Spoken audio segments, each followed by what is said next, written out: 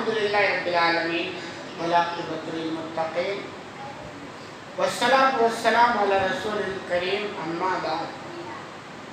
باتیں اسی بات کے تعلق سے کہ قرآن اندازی یہ اسلام میں جائز ہے، اس کا ثبوت احادیث میں بھی ملتا ہے۔ حدیث نمبر ہے 2687۔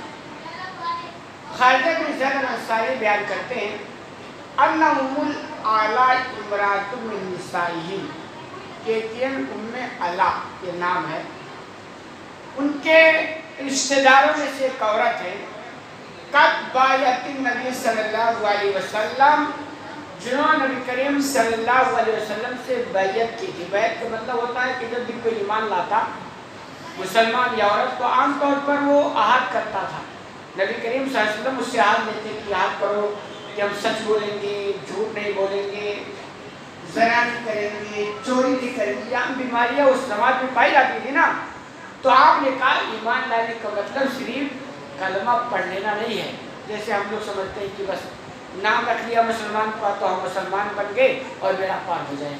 تو گویا آپ بھی یاد لے کر ان کو تلقین کرتے تھے کہ مسلمان ہونے کا مطلب یہ ہے، ایسا نہیں کہ بس آپ مسلمان ہو گئے جو چاہو کرو، ایسا نہیں۔ تو یہ کہہ رہی یہ وہ عورت ہیں جنہوں نے نبی کریم صلی اللہ علیہ وسلم سے بیعت کی تھی۔ اخبرتو، ان کا بیان ہے ان عثمان بن مظعون تار لنا سامہ فی السکنین ہینا افراد الانصار سکن المہاجرین، یہ بیان کرتی ہیں کہ جب مدینہ کے مہاجرین کے بارے میں ان کو ٹھہرانے کے لیے قرار اندازی ہونے لگی تو ہمارے حصے میں عثمان بن مظعون آئے۔ کہنا یہ چاہتی ہیں کہ جب مکہ سے ہجرت کر کے مسلمان مدینہ کے اندر آئے تو یہ مہاجرین کہنا ہے۔ مہاجرین کا مطلب ہوتا ہے ہجرت کرنے والے، اللہ اس کے رسول کے لیے گھر بار سب کچھ چھوڑنے والے، ان کو مہاجرین کہا گیا کیونکہ انہوں نے اللہ اس کے رسول کے لیے سب کچھ چھوڑ دیا۔ مدینہ کے مسلمان جنہوں نے مہاجرین کی مدد کی تھی ان کو انصار کہا جاتا ہے۔ انصار کے معنی ہوتا ہے مدد کرنے والے۔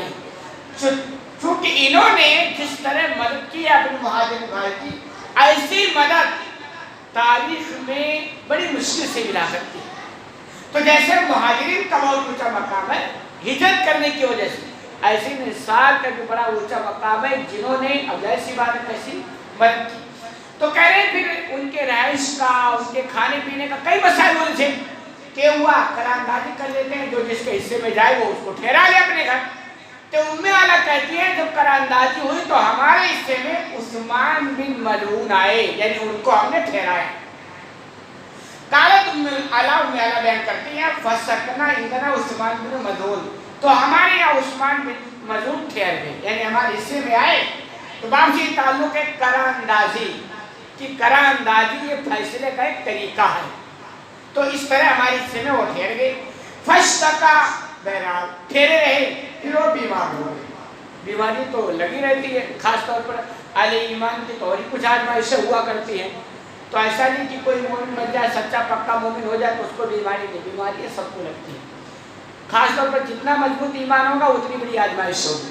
تو کریے بیمار ہو گئے، فورزناہ، تو ہم نے ان کی تیمارداری کی، عیادت کی، دیکھ ریکھ کی۔ ایک مسلمان کا دوسرے مسلمان پر یہ حق ہے کہ آپ کا مسلمان بھائی بیمار ہو جائے، پڑوس میں ہو تو ذمہ داری بنتی ہے آپ اس کی ساتھ خیر خائی کریں۔ کہ حتی اذا توفی وجعلنا فی ثیابہ، یہاں تک کہ وہ وفات فرما گئے، یعنی وہ بیمار ہوئے اور اسی بیماری میں ان کا انتقال ہو گیا، تو ہم نے ان کو کفنا دیا۔ بیمار ہوئے، وفات پا گئے، ہم پڑوس کے تھے، ہمارے یہاں ٹھہرے تھے، ہماری ذمہ داری تھی، تو ہم نے ان کو کفن منگایا اور کفنا دیا۔ داخل علیہ رسول اللہ صلی اللہ علیہ وسلم، آپ صلی اللہ علیہ وسلم ہمارے پاس آئے، یعنی ان کی لاش پڑی ہے، کفنایا گیا ہے، اور اسی کنڈیشن میں آپ صلی اللہ علیہ وسلم ہمارے پاس آئے، یہ ام اعلیٰ بیان کرتی ہیں۔ فقلت رحمۃ اللہ علیہ کے ابستائی، تو ام اعلیٰ کہتی ہے جب اللہ کے رسول آ گئے تو ہم نے اللہ کے رسول صلی اللہ علیہ وسلم سے کہا کہ اللہ کی رحمت تو تم پر آئے ابو صاحب۔ ابو صاحب عثمان بن مظعون کی کنیت، یعنی ڈبل نام جو ہوتا ہے نا کنیت، تو ان کو مخاطب یہ کہتی ہیں کہ تم پر اللہ کی رحمت ہو، یعنی ایک دعائیہ کلمہ۔ فَشَعَادَتِ عَلَيْكَ لَقَدْ أَكْرَمَكَ اللَّهُ میری گواہی ہے تمہارے بارے میں. کس سے کہہ رہی ہیں؟ وہ لاش کو مخاطب ہوتے کہہ رہی ہیں میری گواہی. اور سننے والے بھی، سننے والے نبی ہے تو نبی کو بتائے، کبھی کبھی ایسا ہوتا ہے. میری گواہی ہے تمہارے بارے میں کہ یقین اللہ نے تمہاری بڑی عزت و بڑائی کی ہوگی. کیا کہا؟ بڑی عزت، یعنی تاکید کے ساتھ کہ یقیناً تم کو بڑی عزت اللہ کے یہاں ملی ہوگی، بڑا اونچا مقام ملا ہوگا. یعنی گارنٹی کے ساتھ جملے میں ایک جملہ یہ ہوتا ہے، ایک جملہ یہ ہوتا ہے مجھے گمان ہے کہ اللہ کے یہاں تمہارا اچھا ٹھکانہ ہوگا. میری سوچ ہے، بظاہر ایسا لگتا تھا کہ ہمارا اچھے ہیں تو اچھا ہی انجام ہو. ایک جملہ یہ ہوتا ہے. ایک ہوتا ہے صاحب ان کو تو جنت مل کے رہے گی، جیسے باپ کا کی جنت ہے جس کو چاہو گارنٹی لے لو. کسی کے بارے میں کہ ان کو تو جہنم ہی میں جانا ہے، یہ حکم آپ کسی کو نہیں لگا سکتے. بسا اوقات آپ جسے نیک سمجھتے ہیں ممکن ہے کہ اوپر اوپر وہ نیک ہو، اندر نیک، یا ممکن ہے جسے آپ نیک سمجھ رہے تھے مرتے وقت اس کا خاتمہ کفر پر ہو گئی. اس لیے دعا سکھائی گئی نا کہ دعا کرو تو ایمان بالخیر پر مرنے کی دعا بھی کیا کرو. ورنہ بہت سارے اہل ایمان جسے آپ دیکھتے ہیں نا مومن، تو ان کا ٹھکان، ان کا شمار کافروں میں ہو جائے گا. کیوں؟ مرتے وقت ان کا جو خاتمہ وہ کفر پر ہو گیا. تو یہ گارنٹی والی بات. تو انہوں نے گارنٹی کے ساتھ کہی. تو جب یہ گارنٹی کی بات کہی تو فقال نبی صلی اللہ علیہ وسلم عمر بیان فرماتے تو آپ صلی اللہ علیہ وسلم سے کہا ہوگا ادری کا اللہ اکرمہ، تمہیں کیسے پتا کہ اللہ نے ان کو عزت دے ہی دی؟ یہ گارنٹی کہاں سے آئی؟ فرشتہ تمہارے پاس آئے، جبریل آئے، کیسے تم کو خبر لگی؟ یہ کیا تربیت ہے؟ ورنہ صحابہ کرام کے بارے میں تو قرآن نے اعلان کر دیا رضی اللہ عنہم ورضوا عنہ، اور یہاں تک اعلان نہ کہ وہ اللہ سے راضی ہو گئے اور اللہ اس سے راضی ہو. اب اس سے بڑی اور کیا ڈگری ملنی چاہیے. لیکن یہ تربیت ہے کہ آپ کسی کے بارے میں ایسا حکم نہیں لگا سکتے. فَقُلْتُ لَا أَدْرِي بِأَبِي أَنْتَ وَأُمِّي يَا رسول اللہ. امیہ کہتے ہیں جب اللہ کے رسول نے ایسا کہا تو مجھے لگا کہ اللہ کے رسول کو پسند ہے، تو میں نے کہا نہیں میں نہیں جانتی، میرے ماں باپ پر فدا ہوں. یعنی جملے کو میں نے ریٹرن لے لیا. جن کو لگا کہ مجھ سے گڑبڑی ہوگی، ایسا نہیں کہنا چاہیے، تو میں نے ریورس لے لیا جملہ. فقال رسول اللہ صلی اللہ علیہ وسلم اما عثمان فقد جاء واللہ یقین. اب آپ صلی اللہ علیہ وسلم فرماتے ہیں بہرحال عثمان تو ان کے پاس اللہ گواہ ہے کہ موت آ گئی، یعنی ان کا خاتمہ ہو گیا، اس میں کوئی شبہ نہیں. دیکھو مرنا تو ہر ایک کو ہے نا، اور یہی موت ہی ہے کہ اگر ہمیں کثرت سے اس کو یاد کرے نا تو دنیا کی جو انتم محبت ہے نا اس انتم محبت میں کچھ کمی ہو جائے. اور موت دیکھیں، موت ایک ایسی چیز جس میں کسی کا کوئی اختلاف نہیں، ہر کوئی مانتا ہے کہ صاحب موت آئے گی. یہ الگ بات ہے کہ ہم مانتے ہیں کہ ابھی ہماری نہیں آئے گی، ابھی ہماری جوانی پڑی ہے، بڑھاپا پڑا ہے، جبکہ گارنٹی نہیں. لیکن ہر کوئی یہ مانتا ہے کہ صاحب موت آئے گی. دوسروں کی بات کہ مرنے کے بعد ان کی ختم ہوگی کہانی، تو ان کا ایک الگ میٹر سمجھ میں آتا ہے کہ ان کیا دوسری زندگی کا تصور ہی نہیں ہے، ایک الگ میٹر. لیکن ہم اہل ایمان کیا تو تصور ہے نا، ایمان کا حصہ ہے کہ مرنے کے بعد دوبارہ اٹھائے جانا ہے. اس موت کو کثرت سے یاد کریں تاکہ آخرت کی فکر بڑھے. تو کہہ رہے ہیں بہرحال موت ان کے پاس آتی ہے. وَأَنِّي لَأَظُنُّهُ خَيْرٌ، اور یقیناً مجھے امید ہے ان کے بارے میں خیر کا. اب یہ جملہ آپ نے سکھلایا، مجھے امید ہے کہ ان کے بارے میں خیر کا معاملہ ہوگا. یعنی گارنٹی اللہ کے رسول بھی نہیں دے رہے، تربیت دے رہے. اور آگے آپ نے جو کئی بڑی زبردست بات کی، واللہ ما ادری، اللہ کی قسم میں بھی نہیں جانتا. یہ عقیدے کی بات آپ نے سکھا دی، میں بھی نہیں جانتی. اتنی صاف صاف بات آپ نے بتائی، میں نہیں جانتا. وانا رسول اللہ، حالانکہ میں اللہ کا رسول ہوں. میں نہیں جانتا حالانکہ میں اللہ کا، مطلب میرے پاس جبریل آتے ہیں، اللہ کی جانب سے وہی آتی ہے، لیکن مجھے بھی پتا نہیں ما یفعل بھی، ان کے ساتھ کیا معاملہ ہوگا، معاملہ کیا ہوگا مجھے پتا نہیں. ہاں خیر کی امید تو ہے، لیکن حقیقت میں معاملہ کیا ہوگا مجھے بھی پتا نہیں، جبکہ میں اللہ کے رسول ہوں. کتنی صاف صاف بات ہے اللہ کے رسول نے بیان فرما دی.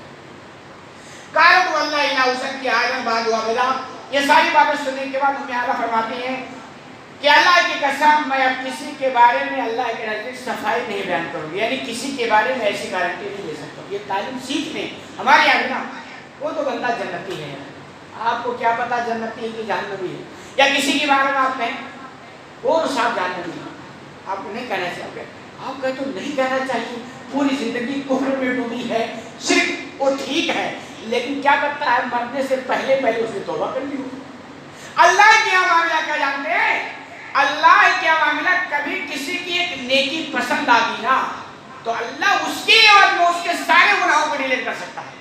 وہ واقعہ پڑھتے نا، بدکارا عورت والا واقعہ، کتے کو پانی پلائی، کتے یا بلی کا واقعہ ہے، اور اللہ کو نیکی پسند آئی جبکہ جرم خطرناک تھے، تو آپ کسی پر گارنٹی نہیں لگا سکتے۔ یا ایسے ہی کسی دیندار آدمی کو تو اس کی زندگی تو بڑی شفاف ہے، صاف ستھری ہے، نیک بندہ ہے، اس کے بارے میں وہ ٹھیک ہے، لیکن کیا پتا اس نے کچھ ایسا کارنامہ انجام دے دیا، اللہ کو کارنامہ پسند نہیں آئی تو گڑبڑ ہو جائے گا، کفر میں خاتمہ ہو گیا، آپ کو کیا پتا ہے؟ تو گارنٹی والی بات آپ کسی کے بارے میں نہیں کہہ سکتے۔ تو انہوں نے کہا ایسی بات میں نہیں کہوں گی۔ وَالْزَنَنِي ذَلِكَ، وہ کہہ رہی مجھے غم بھی ہوا کہ میں نے ایسی بات اللہ کے رسول کے سامنے کہہ دی۔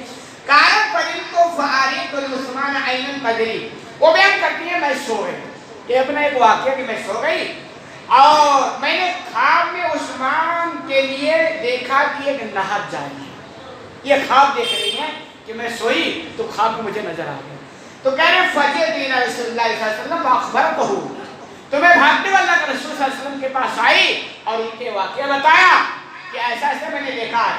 فَقَالَ ذَلِكَ عَمَلُ، آپ نے فرمایا یہ ان کا نیک عمل ہے۔ اب چونکہ ان کو بھی یہ تھا نا کہ میں نے ایسی بات کہی تو ایسا لگتا ہے کہ ان کو ٹینشن ہو گیا، تو اللہ نے کہا اچھا ٹینشن نہ، ہم تمہارے ٹینشن کو خواب سے علاج کر، تو ان کو خواب نظر آیا اور اس کے بعد اللہ کے رسول کے پاس گئے اور ایسا، تو خواب بھی سچا بھی ہوتا ہے اور غلط بھی ہوتا ہے۔ اچھے خواب اللہ کی جانب سے ہوتے ہیں، برے خواب شیطان کی جانب سے ہوتے ہیں۔ یہ بات اچھی ہے کہ آپ اگر اللہ اس کے رسول کی باتیں کرو گے تو خواب آپ کو اچھے آئیں گے، چانسز اسی کے ہیں، اور زندگی میں شیطانی کارنامے انجام دو گے نا تو پھر وہ خواب اللہ کی جانب سے آنے کے چانسز نہیں ہوتے ہیں۔ تو بڑی زبردست بات یہ کہ آپ کسی کے بارے میں گارنٹی کا حکم نہ لگائیں، بھائی امید تو اچھا ہے، باقی اللہ عالم بالصواب، حقیقت تو اللہ، ایسے جملہ آپ یاد کر لیں کسی کے بارے میں جب کہیں یا سنیں۔ اللہ رب العالمین سے دعا ہے کہ العالمین تو میں کہنے سنے زیادہ عمل کرنے کی توفیق عطا فرمائے۔